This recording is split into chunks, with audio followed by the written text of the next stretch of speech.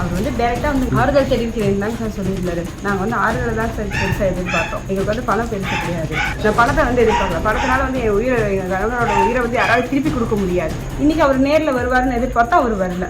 எனக்கு வந்து 20 லட்ச ரூபா பணம் வேணான்னு சொல்லி திருப்பி அனுப்பிட்டேங்க சார். நான் என் விருப்பம் இல்லாமல் போட்டிருக்காங்கன்னு சொல்லி நான் திரும்பி மேனேஜர் லெட்டர் கொடுத்து ரிட்டர்ன் பண்ணிட்டேன் சார். கட்சியிலேருந்து வந்திருக்கோம்னு சொல்லி அங்கே வந்து கூப்பிட்டாங்க. நாங்கள் வரலன்னு சொல்லிட்டோங்க சார்.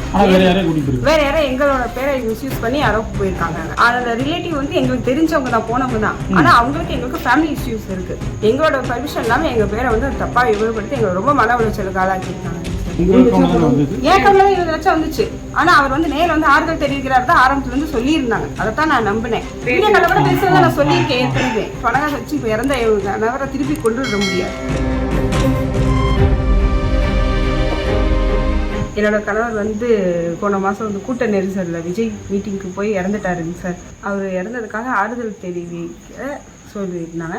ஆனால் அது ஆறுதல் தெரிவித்து பணம் எங்களுக்கு வந்து கொடுக்குறேன்னு தான் சொல்லலை. அவர் வந்து டேரெக்டாக வந்து எங்களுக்கு ஆறுதல் தெரிவிக்கிறேன்னு தாங்க சார் சொல்லியிருந்தாரு. நாங்கள் வந்து ஆறுதலை தான் சார் பெருசாக எதிர்பார்த்தோம். எங்களுக்கு வந்து பணம் பெருசு கிடையாது. நாங்கள் இந்த மாதிரி கூட்டத்துக்கு இன்றைக்கி போகலை. அவங்க கூப்பிட்டுருந்தாங்க, நாங்கள் போகலை. ஆனால் எங்களுக்கே தெரியாமல் எங்கள் பேரை 3 பேர் மிஸ்யூஸ் பண்ணி போயிருக்காங்க. எங்களோட ரிலேட்டிவ்னு சொல்லி அவங்க போயிருக்காங்க.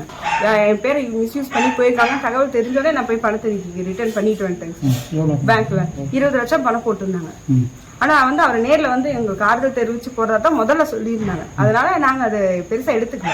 ஆனால் 20 லட்சம் பணம் போட்டப்போ சொல்லவும் இல்லை, அவங்க போட்டுட்டாங்க. இன்னைக்கு அவர் நேரில் வருவாருன்னு எதிர்பார்த்தா அவர் வரல.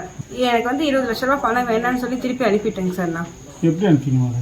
பேங்க் மூலியமா ஆர்டிஜிஎஸ் பண்ணி நான் லெட்டர் இன்ஃபார்ம் பண்ணி கொடுத்து என் விருப்பம் இல்லாமல் போட்டிருக்காங்கன்னு சொல்லி நான் திரும்பி மேனேஜருக்கு லெட்டர் கொடுத்து ரிட்டர்ன் பண்ணிட்டேங்க சார். அந்த ரிலேட்டிவ் வந்து எங்களுக்கு தெரிஞ்சவங்க தான், போனவங்க தான். ஆனா அவங்களுக்கு எங்களுக்கு ஃபேமிலி இஷ்யூஸ் இருக்கு.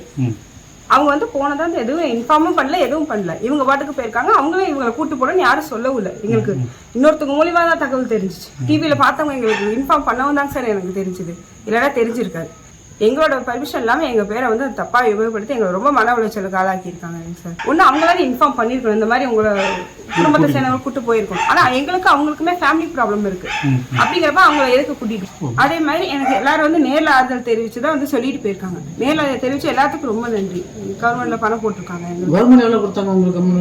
கவர்மெண்ட்ல 10 லட்சம் பணம். ஜோதிமணி எம்பி, செந்தில் பாலாஜி அவங்க சார் வந்து கொடுத்துட்டு போனாங்க. கனிமொழி மேம் வந்து வீட்டில் வந்து எங்களுக்கு சொல்லி தான் கொடுத்துட்டு